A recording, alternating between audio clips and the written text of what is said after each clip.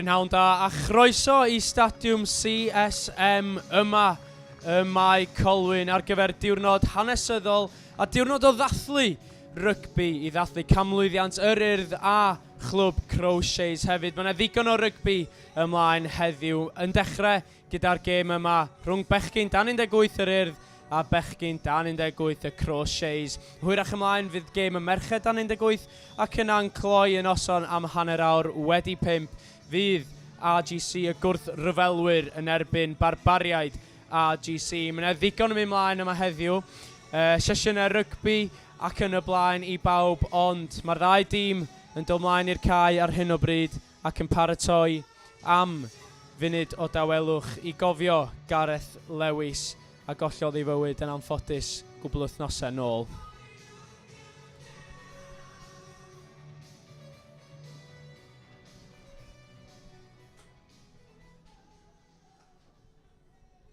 Gyfeillion anwyl, fel y gwelwch chi, mae'r 4 tîm I gyd yn sefyll ar y cae, yn barod I gofio un o gewri y gamp sydd anffodus wedi colli fywyd yn ddiweddar, a dyn ni'n anfon ein cydymdeimlad fawr at y teulu.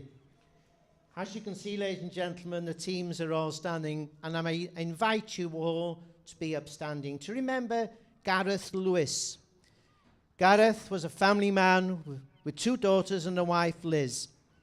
Following his passing, Gareth has been credited as making a huge contribution to Welsh rugby in a variety of ways.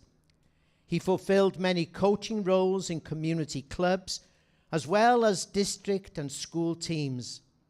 Gareth served as a hub officer and created academy pathways in the Dragons region. Please join us, ladies and gentlemen, as we send our love and best wishes to the family in memory of Gareth Lewis.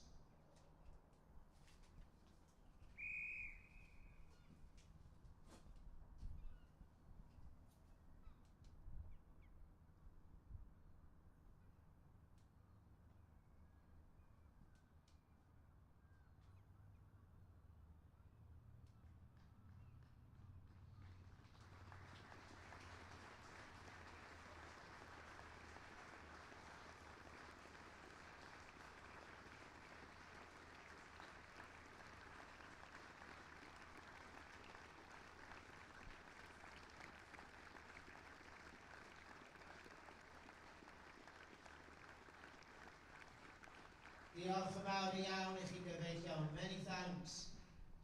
Da ni yma I ddathlu canlwyddiant.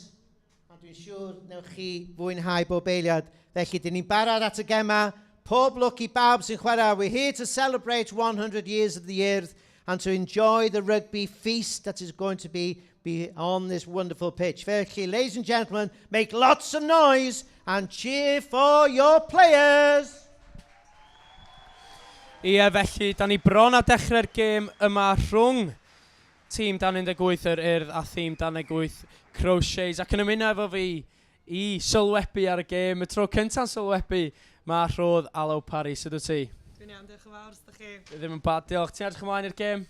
Dwi'n edrych ymlaen yn fawr iawn, dwi'n meddwl bydd hi'n gêm gyffroes iawn, llawn bwrlwm a talent yn y 2 sgwad, so edrych ymlaen I weld beth sy'n mynd I ddod heddiw. Ie, mae'r ddau dîm gyda dipyn o chwaraewyr o ar hyd Cymru I gyd, gyda ffr o ddimbych y pysgod wedi dod fyny I fai Colwyn heddiw. Dim ond ddwy nath y ddau dîm gyfarfod, roedd faint o ymarfer maen nhw'n gallu gwneud a gelio fo'i gilydd cyn y gêm yma? Dwi'n meddwl mynd I fod yn challenge i'r hogiau gyd, mae'n cyfle gwych I nhw dangos eu talent a'i gallu o fewn amser byr o dod at ei gilydd.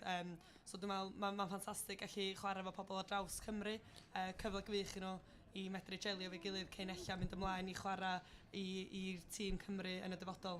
Ac wrth gwrs maen nhw'n chwarae ar gau un o'r ceau gorau yng Ngogledd Cymru yn stadiwm y CSM. Sut fath o brofiad fydd hynna i'r bechgyn heddiw? Profiad anhygoel i'r bechgyn I ddeud y lleia. Dych chi'n just cael chwarae ar llwyfan o'r safon yma lle. Mae'n ffantastig iddyn nhw cael y profiad. Felly, mae'r gêm wedi dechrau erbyn hyn. Y capten Cian Jones yn chwarae yn naw i'r Urdd. A mae ganddyn nhw feddiant yn gynnar yn ei 22 hun. Tackle hyderus iawn gan Owen Conker, capten y Crawshays i ddechrau'n fanno. Mae'r bêl wedi thasgu mlaen gan yr Urdd. A mi fydd hi'n sgrym gynnar i'r Crawshays. Cyfle i'r ddau dîm gael teimlo pŵer i gilydd am y tro cyntaf. Mae yna lot fawr o bwer yn y ddau bac yn fan hyn, so oedd yn ffantastig i gweld pwy fydd yn allan ar ei ben. Yn amlwg ti yn full-back slash winger, slash centre hyd yn oed i ddeud. Bach o'r dri, ia. Bach o'r tri. Sut fath o wybodaeth gen ti am y sgrym, achos dwi yma, sgrym llawer o syniad beth sy'n ymlaen. Mae'n lot o dark arts fel maen nhw'n ei galw o. Mae o'n, wel, fel ydy si, dwi'n chwarae yn y cefn, so sgan i'n syniad beth sy'n ymlaen yn sgrym i ddeu gwirth i chi, ond mae'n cyfle gwych i nhw gyd dangos y pŵar o'r gallu sgan nhw fan hyn. Felly, mae'n cael ei ailosod yma i'r Crawshays. A Rhea Jones o Gwmbran sydd yn bwydo hi mewn i'r sgrym. O, mae yna chwiban cynnar eto gan y dyfarnwr yn fan hyn. Y dyfarnwr i'r gêm gyntaf, Gary Brewin, ac yna Fiona Davies a Kerry Parry sy'n cynorthwyo. Ond, sgrym ydy hi ar hyn o bryd i'r Crawshays. Nawn ni redeg drwy'r ddau dîm yn y man ar ôl chydig, ar ôl hoi bach yn y gêm. Gathen ni ddim cyfle cyn iddo ddechrau, ond mae'r bêl wedi golli i'r Urdd. O, cyffyrddiad diddorol gan Benjamin Jones, yn dangos i sgiliau pêl-droed yma ne. Ond tackle gryf gan Rhodri John Jones sydd wedi dod mewn i'r tîm yn hwyr heddiw. Ond dechrau reit gyfartal, mae'n rhaid dweud.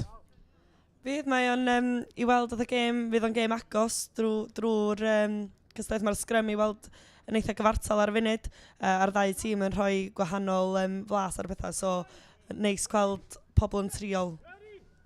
Wrth gwrs, felly rhif 9, Rhea Jones eto fydd yn cael cyfle i fwydo'r bêl i'r sgrym yma, ond mae'n gêm reit araf ar y dechrau. I redeg drwy'r ddau dîm yn sydyn felly, yn dechrau gyda'r rheng flaen i'r Urdd. Alex George, Joe Roberts a Dan Page. Yna yn y clo, mae Tom Owen a Noah Jones. Ac yna yn y rheng ôl, Rhodri Rees, Rhodri John Jones a Connor Jones. A mae'r Urdd wrth i bodd gyda hynny'r 8 dwi newydd i rhestru wedi gwneud y gwaith caled yn fanna i ennill